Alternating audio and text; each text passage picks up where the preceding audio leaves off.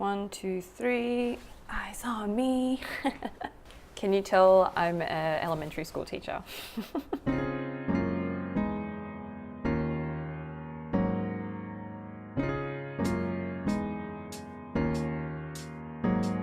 Hello and welcome back to the Epic Program Series Part 2. We are going to talk about the documentation. Now I know that you know the documentation bit is hard to understand. There is a lot of information, so I'm going to try and make that a little bit easier for you. Let's start. Number 1 is application form. That is pretty straightforward. You've had your interview and they've said, congratulations, you've made it in, now send off your documents. Here is the list that we need you to do. Your Epic coordinator will probably say you need to fix something on your application. Most of the time, there might be a select few of you who just nailed it, well done. Make sure that it is correct, because they will send it back to say, that's wrong, whatever. Make sure it's correct. Number 2, copy of passport information page. If you don't know what that is your photo in your passbook. Again, pretty straightforward. Let's move on. Number 3 is passport sized photo. This is for your application page. The front page, it will have a little square box and you've got to stick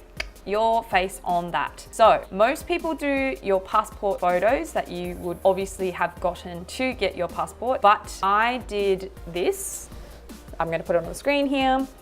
And I did that myself because I do photography as well. I just did that one myself because I wanted to look pretty. I think it's probably a good idea to get the professional ones as opposed to just your passport page photo, because my passport page photo was not good. For this one, I did my own. I got it printed out, I edited it and everything to make it look like me, but like a better version of me, I hope. I think this is important as well because if you think about it, the schools are going to be getting these applications. So your photo is probably going to be important because it is the visual of that page. They're not going to read your application without looking at the picture to have a visual of this. I would encourage you to make it look nice. Okay, 4 and 5 are the apostilled documents that you have to get. So the apostilled documents, it essentially means that your country is putting a seal on these documents to say, yes, these are legal. These are our official documentation for the country that you're going over to. So for South Korea, they can look at these apostilled documents and say, yes, these are Australian legit documents. They're not forged because it's gone through your country's system of officializing this. So it's basically like just putting a national stamp on it to say, yes, these are legit, go forth. Now, I'm sorry for the rest of the world, but I can speak for Australians of this process. So specifically for UK and Australian, we have to get 3 documents apostilled. For Australia specifically, before you get it apostilled, you have to get these documents notarized. What you need to do first is, after getting these documents together, you go to the website, Department of Foreign Affairs and Trading, and you'll find the list of official notarization people in Australia. There's not actually that many of them, I think. I come from the country and we had 2 official people in the town next to mine. So I ended up getting an appointment for that. I think it took a week to even book in the appointment. Once I went there, you give the originals to the guy or the person and they have like a special stampy thing to say, I am a person who can notarize things. So it's kind of similar to a Justice of the Peace, but it is not a Justice of the Peace person. It is an official notarization person that is on the website. So there's a list, in Australia, there's like a list that you can find on the website of specific people who are the official notarization, whatever. The criminal record check, you can just get the original apostilled, so notarized. So get the original notarized, that's fine, you don't need that anymore. Your diploma or your bachelor, when you go to the notarization place, they will copy that for you and then they'll notarize the copy. So that's fine. So notarize the copy of that. For UK and Australia, same thing with the birth certificate. You take it to the notarization person and they will copy it and then notarize the copy. So you keep the original of your bachelor and your birth certificate, but the criminal record check you can just send. Like you can copy it, but just send the original. that's fine. So again, for Australians, after you get it notarized, you get to send it to the DFAT apostilled place. Don't go with the other one. I Googled another one and it was gonna cost, I think it was like 180 or something, like it was super crazy expensive per piece of paper. For the DFAT website, it is slightly cheaper, although it is still so expensive.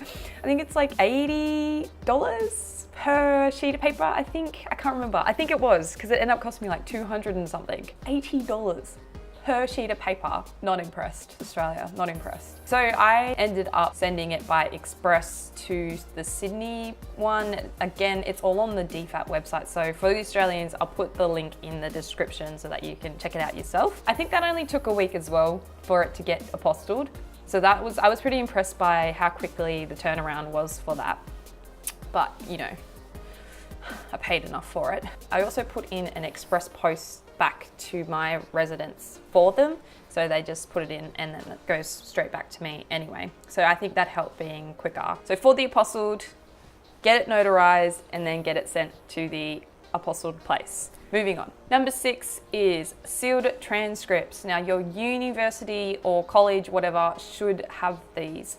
I went to Newcastle, that was pretty solid, all on the website for them as well. It cost me $20, I think, about 20 bucks, and they just send it out sealed. Now, I would call your university up to make sure that A, they have it, and B, they keep it sealed, because that's what you need. So on the back of mine, it had the Newcastle University stamp to say that it's still on there, like it hasn't been opened. Keep it sealed, that's all you need for that.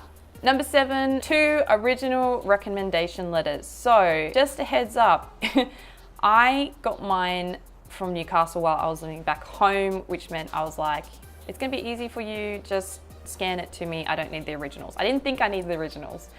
I was wrong.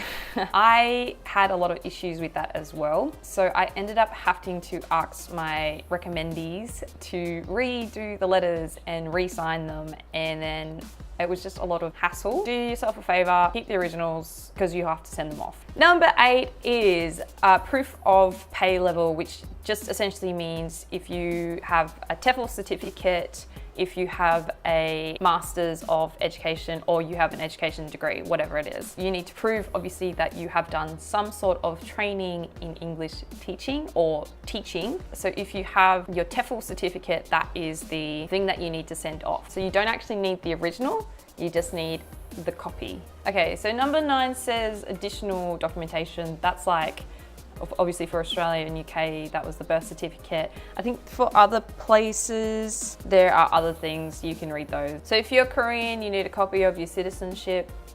If you're UK Australian, you need obviously the apostilled birth certificates, things like that. Each one will be different depending on where you're from. Like I said in my last video, make sure you read things and read it in detail so that you understand it. 8, 9, number, whatever.